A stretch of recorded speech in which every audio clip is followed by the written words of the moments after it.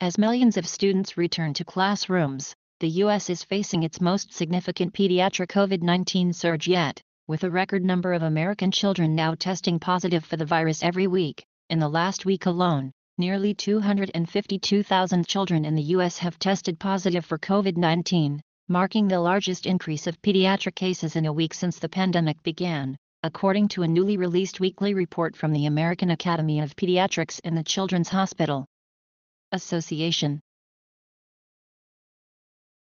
Since the onset of the pandemic, more than 5 million children have tested positive for the virus, and in the last month alone, there have been over 750,000 confirmed pediatric cases, after the country experienced an exponential rise in infections, according to the organizations.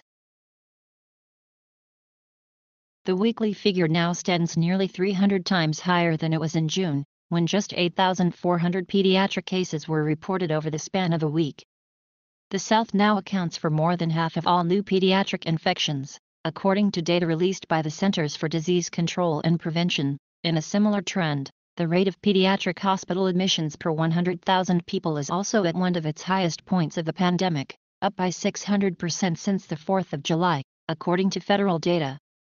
The admission rate is also nearly 308% higher than it was a year ago. Across the U.S., just under 2,400 children are hospitalized with a confirmed or suspected COVID-19 infection. In Texas, where the governor has banned mask mandates in schools, there are more children hospitalized with COVID-19 than anywhere else in the country. We're calling this the fourth wave, but it has certainly been by far the most impactful surge really hitting children and adolescents, Dr. James Versalovic, pathologist-in-chief at Texas Children's Hospital, told ABC News. Brenna Gregenius, 11, wound up fighting for her life on a ventilator.